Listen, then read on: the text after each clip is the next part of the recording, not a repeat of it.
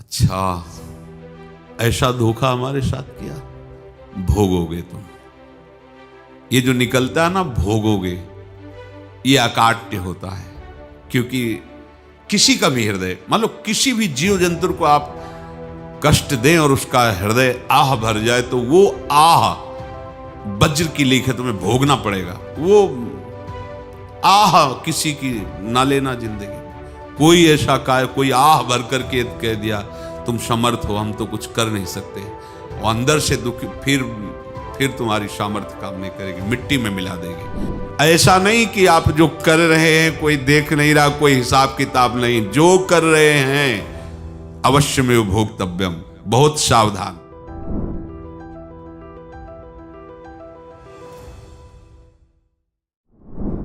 जीव स्वयं नित्य निरंतर कर्मों के जाल को रच रहा है और अपने आप को बांध रहा है। आपको मुक्त होना है, बंधना नहीं है। जीव का जन्म कर्मों के अनुबंध से होता है, कर्मों के बंधन से होता है, और उसको अपना ऋण चुकाना होता है। कर्मानुबंध ये बहुत सूक्ष्म विषय है। जैसे आप जिस परिवार में जन्म लिए हैं, तो उस परिवार के लोगों से आपका ऋण है, इसलिए उसी परिवार में आप आए हैं। और ऋणानुबंध, उसको बिना चुकाए या बिना वसूल किए आप वहां से जाएंगे नहीं। आपको लेना है तो वसूल करना है, और देना है तो चुकाना है। ये पूर्व के जन्मों से निश्चित किया गया है। जैसे किसी के यहां पुत्र हुआ, जन्म से ही पैसा खर्चा शुरू हुआ, जो बड़ा हुआ तो उद्दंडता के द्वारा मार पूरे परिवार को क्लेश पर क्लेश देता चला जा रहा है। ये तुम्हारे कर्म का फल है। या ऐसे शक्तिहीन बुद्धिहीन ऐसे पागल पूरे जीवन सेवा करो, तुमसे अपना हिसाब चुकाने के लिए वो आया है।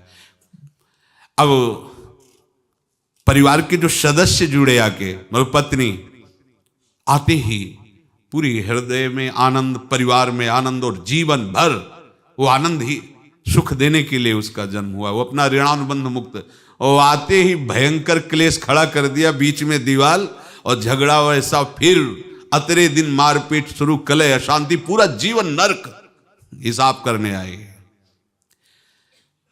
यहां ऋण चुकाए बिना कोई जा नहीं सकता, ऋण चुकाना पड़ेगा। किसी का ऋण वसूल करना है तो किसी को ऋण चुकाना है, दोनों काम करने होते हैं। अनेक जन्मों में अनेक लोगों के साथ हमने जो बर्ताव किए हैं, अच्छे या बुरे, वो होंगे। अब किसी आदमी को हम जानते नहीं, अचानक मिला, अचानक टक्कर लगा और मार पीट गाली गुप्ता सब कर दिया, चुपचाप सह लो। क्यों? ये आपका हिसाब है, पूर्व का हिसाब। हमारा उससे कोई द्वेष नहीं, कोई संकल्प नहीं। अचानक घटना घटी और हमसे द्वेष करने लगा, हमें पीटने लगा, हमें गालियां दे, ये हिसाब है, चुपचाप सह जाओ। अपने घर का भाई ही भारी दुश्मन बन गया और क्लेश दे, हिसाब है। एक प्रभुदत्त ब्रह्मचारी जी की वाणी में पढ़ा था, एक महात्मा जी भ्रमण करते थे, तो उस समय असरफियां चलती थी, मोहरे असरफियां, तो उनको भेंट में देते लोग। तो या तो ठाकुर सेवा में लगे तत्काल, या संत सेवा में तत्काल लगे, उसका संग्रह करके डोलना ये ठीक नहीं है बैरागी के लिए, सिद्धांत में ये ठीक नहीं है। तो जब 2, 4, 6, 8 ऐसे मोहरे हुई, तो उन्होंने विचार किया कि और भ्रमण करके जब काफी मोहरे हो जाएंगी तो प्रयागराज में जब कुंभ पड़ता है, एक बार पूरे सब अखाड़े के संतों को, अलग अलग संप्रदाय सब संतों को बुलाएंगे और सबको पवाएंगे। अब साधु है तो यही विचार करेगा, और क्या विचार करेगा। तो उन्होंने ऐसे डंडा बनवाया, बेंत, जो ऊपर से चूड़ीदार और भीतर पोला, और मोहरे उसमें डालते गए। और भ्रमण, जहां जहां श्रद्धालु भगत थे सबके यहां जाना, और इच्छा रखना कि एक मोहर तो दे दे दक्षिणा में। कामना कोई भी हो वो बांधती ही है, ध्यान रखना। इसीलिए प्रभु जो चाहे वो करे, अपनी चाह नहीं रखनी चाहिए, अपनी चाह प्रभु की चाह में मिला देनी चाहिए। धीरे धीरे वो छड़ी भर गई। भ्रमण करने वाले महात्मा चूड़ी लगाई, इंतजार करते रहे। जब प्रयाग का कुंभ पड़ा तो चले। तो रास्ते में एक गांव में पूछा जाता है, जैसे कहीं रुको कि कोई श्रद्धालु ऐसा है जो संत सेवी है। तो कुछ लोगों ने बताया, हाँ एक परिवार है बहुत संत सेवी है और आपको मिलाते हैं उनसे। आइए महाराज, घर में रुका। खूब अच्छा हलवा पूड़ी पवाया और जो घर के मालिक थे चरण दबाए। चरण दबाते दबाते उनकी दृष्टि पड़ी उस डंडे पे। इतना मोटा और ऊपर से कुछ चूड़ी सी भी नजर आ रही, इस डंडे में तो कोई रहस्य है ही है। अब महात्मा जी को खवा पिला के सुला दिया। महात्मा जी जब सो गए तो पत्नी से धीरे से कहा, वो डंडा लाओ बाबा जी का डंडा। वो चूड़ीदार जो ही खोला पलटाया तो सैकड़ों मोहरे। ऐसे संत रोज पधारे भगवान, तुम आनंद हो जाए फिर क्या। पत्नी से कहा, नाप के कंकड़ लाओ। वो तो महात्मा जी तो खाए खीर पूड़ी, आराम से सो रहे। रात में पूरी प्लानिंग करके उसमें कंकड़ भर के चूड़ी लगाकर सिराने रख दिया, सारी मोहरें हटा ली। महात्मा जी आराम से छड़ी उठाए तो वजन पक्का। वैसे बड़े लोग चतुर होते हैं, पर ये नहीं जानते कि कर्म कितना भयानक होता है। और उनकी कोई संतान नहीं थी, पर धन में इतना प्रेम उनको था। बहुत सावधान। साधु महात्माओं के पास जो अर्थ है, गृहस्थी अगर आता वहीं से है, पर अगर उसको जोर जबरदस्ती या किसी छल कपट से, तो वो उसका विनाश ही करता है। आज तक का प्रमाण है। अब उनको ये भाव पता नहीं होगा, या पता होगा तो लोभ के कारण वो उसको मान नहीं पाए होंगे। महात्मा जी गए प्रयाग में, किसी अखाड़े पर रुके और वहां प्रार्थना की कि कल जो है संपूर्ण अखाड़ों का निमंत्रण किया जाए और सब संतों को भोग पवाया जाए और उनको दक्षिणा भी दी जाए। महंत ने सोचा कि बहुत बड़ा है तो उत्सव है, क्योंकि प्रयाग में कितने हजारों संत महात्मा सब। तो उनका महाराज बोरों इसमें चीनी और टीनों घी लगेगा, सब व्यवस्था। बोले आप मंगाइए, एक एक हिसाब हम करेंगे, हमारे पास सब व्यवस्था है। बोले कुछ तो पहले दे दो, वो इकट्ठे देंगे हम। उनको था कि अगर हम छड़ी खोला और दो चार मोहरे दी, किसी को पता लग गया तो गड़बड़ हो सकती। बोले हम भंडारे के समय आखिरी में सब कुछ आपको दे देंगे। ठीक है। वो अपने पास से पैसे लगाकर खूब जितना सामग्री सब लाए, लाखों की, और सब संतों को निमंत्रण कर दिया। संत जन निमंत्रित हो गए, भंडारा बन रहा है। तब वहां के महंत है और उनका देखो भंडारा भी बन रहा है, संतों को निमंत्रण। अब आप अर्थ की व्यवस्था कीजिए, क्योंकि इतनी बड़ी हमारी सामर्थ्य नहीं थी जितना हमने किसी तरह हमने व्यवस्था की। अब मुझे अर्थ चाहिए, तभी आगे की व्यवस्था बढ़ेगी। संतों को दक्षिणा देंगे और जिनसे अर्थ लिया उनको दे। देखो रसोई बन गई है सब। उनका छत में विश्वास नहीं तो ये अभी चूड़ी खोली। उनको तो था ना कि मोहरे हैं, कंकड़। तो जैसे कितना उनको सदमा लगा होगा। हजारों संतों का निमंत्रण, रसोई बन, मतलब संत हो के छल कपट। तो उनका महाराज आपने तो हमारा नाश कर दिया, जो महंत थे। अब बताओ रसोई बन गई, संत निमंत्रित हो गए और आप ये कंकड़ दिखा रहे हैं हमको। आपने तो हमें बर्बाद कर दिया। हमारी इतनी सामर्थ्य नहीं थी, आप पहले बता देते। संत होकर ऐसा छल कपट। अब वो बोले तो क्या बोले, क्योंकि उनको पता था कि मोहरे हैं इसमें। अंदर से उनका चिंतन गया उसी सेठ के पास, अच्छा ऐसा धोखा हमारे साथ किया, भोगोगे तुम।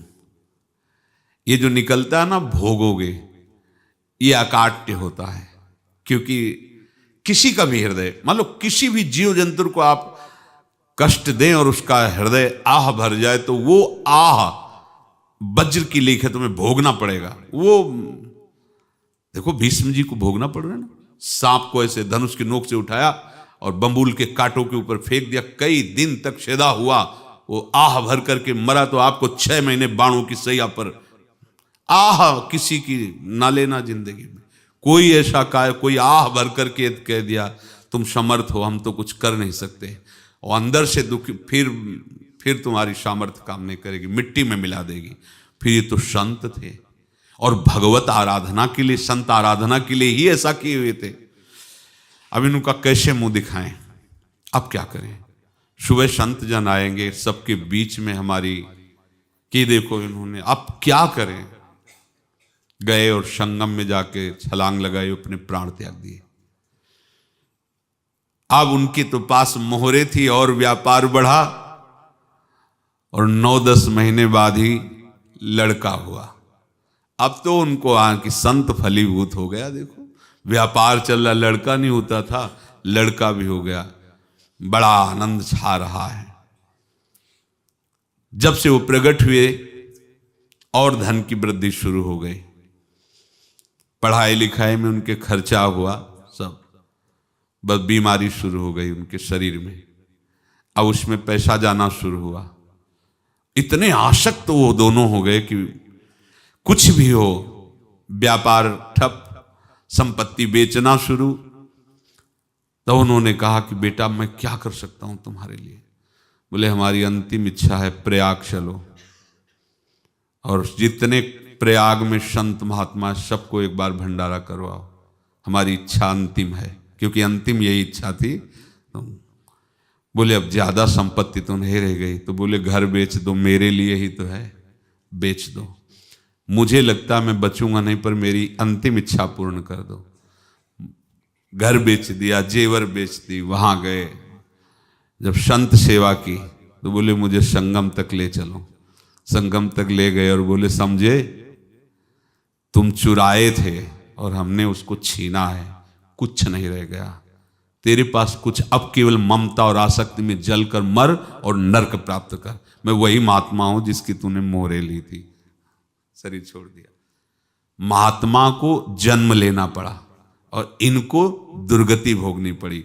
ऋणानुबंध होश में, ऐसा नहीं कि आप जो कर रहे हैं कोई देख नहीं रहा, कोई हिसाब किताब नहीं, जो कर रहे हैं अवश्य में भोक्तव्यम, बहुत सावधान। अनेक जन्मों में अनेक लोगों से जो कुछ लिया दिया है, इस लेने देने को मिटा देने के बाद ही तुम मुक्त हो गए। इसीलिए एक उपाय है, लेना न देना मगन रहना। क्या? मालिक को समर्पित हो जाओ, मालिक को अपना माना हुआ समर्पित कर दो, खत्म। अहम त्वाम स्वरूपापेभ्यो मोक्षयिष्यामि, सब खत्म, आगे पीछे लेना देना सब खत्म। एकादश स्कंद में भगवान श्री कृष्णचंद्र जी ने कहा जो मेरे चरणों का आश्रय लेकर भक्त मेरा भक्ति करता है, उसके पितृ ऋण, मातृ ऋण, देव ऋण, ऋषि ऋण, सब ऋणों से मैं मुक्त कर देता हूं। बस यही एक उपाय है जो इसके बंद करने का उपाय भक्तों के लिए है, वो यही है, भगवान की शरण में होकर अपना माना हुआ पूरा भगवान के अर्पित कर दो। अर्पित करने का तात्पर्य उसमें अहम हटा दो। तो दियम वस्तु गोविंदम तुभ्यमेव समर्पये। जिनसे तुमने सेवा करवाई है उनकी सेवा करनी पड़ेगी, जिनसे तुमने जो कुछ लिया है उनको देना पड़ेगा। ये लेने देने का व्यापार जब तक समाप्त नहीं होगा तब तक तुम्हारा जन्म मरण चलता रहेगा। अब आपको यहां समझना है, यदि आपसे किसी ने पैसे लिए बेईमानी करके नहीं दे रहा है तो आप उसको गाली मत दीजिए, आपने बेईमानी की थी इसलिए आपकी बेईमानी हुई है, ले गया, कोई बात नहीं है, बंधन से मुक्त हुए, जो बोझा था चला गया। उसको ऐसा ना देखे कि ये बेईमान हमारे रुपए मार लिए, अब जो कुछ होगा देखेंगे। अगर आप आगे नया कुछ करते हैं तो फिर आगे का हिसाब आपको भोगना पड़ेगा, ध्यान रखना। ऐसा नहीं है कि आपको भोगना नहीं पड़ेगा। एक ही उपाय है कि अब जो शरीर धारण किए इसी में जो भोग ले, आगे ना होना चाहिए। तो क्या करे? सर्वतो भावेन भगवान की शरण ले ले। ये तो सर्वाणि कर्माणि मयि सन्न्यस्य मत्पराः अनन्येनैव योगेन माम ध्यायन्तु उपासते तेषामहं समुद्धर्ता मृत्यु संसार से। ये बड़ा कठिन है पार होना, कोई छोटी मोटी बात है। एक महात्मा बाल्यावस्था से भजन करते थे, शालिग्राम भगवान पास रखते थे और उन्हीं की आराधना करके बस पाठ नाम जप और भ्रमण करते थे। यौवन अवस्था थी, गंगा जी के किनारे अपने ठाकुर को विराजमान करके स्नान करने के लिए कपड़ा ही उतार रहे थे कि 90 लोग आ गए, भाला तलवार सब ले, मारो मारो इसको मारो, घेर लिया। तो उन्होंने हाथ जोड़कर कहा हमने क्या अपराध किया, कोई सुन ही नहीं रहा। तो उन्होंने कहा मार तो डालोगे ही आप 90 लोग, हम कोई अस्त्र शस्त्र तो लिए नहीं, एक बार हमें गंगा में डुबकी लगा देने दो और अपने ठाकुर को स्नान करा देने दो, फिर इसके बाद आप मार देना। भगवत इच्छा से वो लोग रुक गए, स्नान किया और अंदर से प्रार्थना की, प्रभु ये क्या लीला है आपकी, आपके सिवा मेरा कोई है नहीं और ये मुझे मारना चाहते हैं। तो भगवान ने जानते हो क्या कहा उनके अंतर में, तुम मेरे में ध्यानस्थ हो करके शरीर को छोड़ो, ये लोग मारेंगे, ये मेरे भजन का फल है कि तुम्हें 90 जन्म नहीं लेना पड़ेगा, एक ही जन्म में 90 मिलके, तुमने 90 हिंसा की थी पूर्व में, तो तुम्हें 90 बार जन्म लेना होता और एक एक करके मारते। ये मेरे भजन का प्रताप है कि एक बार में ही 90 का हिसाब हो जाएगा। तुम आंख मूंदो, मेरे ध्यान में मगन रहो, मेरे प्रताप से तुम्हें कोई चोट नहीं होगी और स्वाभाविक मूर्छावस्था में प्राण तुम्हारे छूट जाए। ऐसा ही हुआ, ऐसा हुआ। तो ये बात समझ लो कि ये जो कर्मानुबंध है, ऋणानुबंध है। अब देखो, अगर शाप महात्माओं ने दिया कि तुम्हारे वंश का इससे विनाश होगा, तो भगवान भी परम धाम जा रहे तो उसी कील से, बाण की नोक में जो मछली लील गई थी छोटा कण, उसी से की नोक बनाई और उसी नोक को प्रहार किया, भगवान के श्री चरण में वही बाण की नोक लगी और भगवान ने स्वीकार किया ना। भगवान का बड़ा लीला विचित्र है। अगर छुप करके उधर रामावतार में बात, तो इधर ऐसे स्वीकार किया है भगवान ने। ऐसा कहीं नहीं दिखाया कि मैं भगवान हूं तो मैं अपने लिए, ऐसा नहीं दिखाया। नारद जी का हित किया पर नारद जी ने शाप दिया तो भगवान ने स्वीकार किया। बंदरों ने ही सहायता की, जैसा बोले थे वैसा। ये लीला इस शरीर में भोगनी पड़ेगी। हाँ, ज्यादा को कम में भुगता देंगे, पर अब अगला शरीर ना मिले, इसके लिए सर्वतो भावेन भगवान के आश्रित हो जाए। जैसे आपने दुकान फैला रखी है तो उसमें दो काम होते हैं, लेना और देना। किसी को उधार दिया है तो हमें उससे लेना है, और कोई नगद देकर सामान ले रहा है तो उसे सामान देना है, या उधार लिया है तो हमें उधार देना है।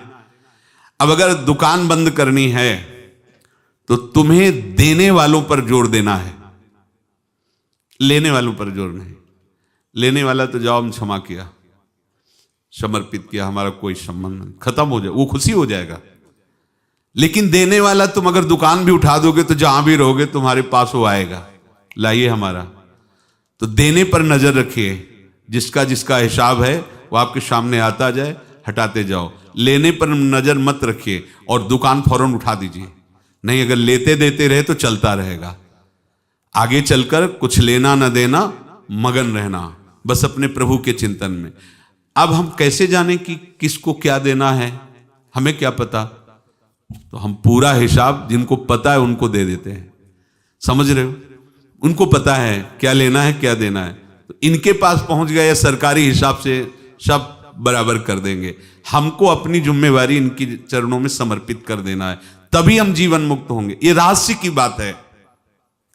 प्रभु कह रहे हैं, यस्य सर्वे समारंभाः काम संकल्प वर्जिताः ज्ञानाग्नि दग्ध कर्माणं तमाहु पंडितम बुधाः।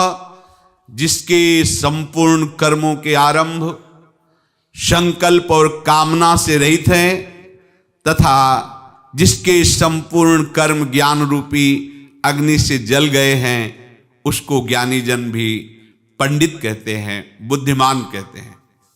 पूज्य श्री भाई जी महाराज कह रहे हैं, जैसे वहां ज्ञानाग्नि से दग्न कह रहे हैं, तो अपने वृंदावन वासियों का प्रेमाग्नि से सब कर्म संस्कार दग्न होते हैं।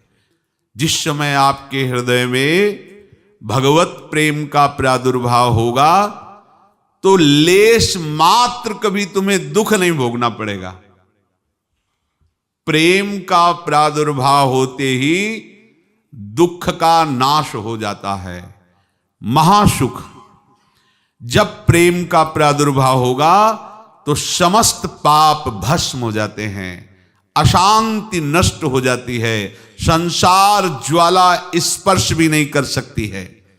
जब भगवत प्रेम का प्रादुर्भाव होता है तो हो सकता है उस उपासक के जीवन में दुखों का पहाड़ टूट पड़े, परिवार खिलाफ, शरीर रोगी, अव्यवस्था, बहुत बहुत कुछ, सब कुछ।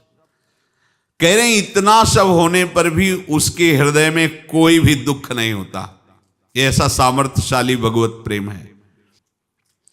भगवान के चरणारविंद का जिसके हृदय में प्रेम है, भारी से भारी दुख भी उनको विचलित नहीं कर सकता।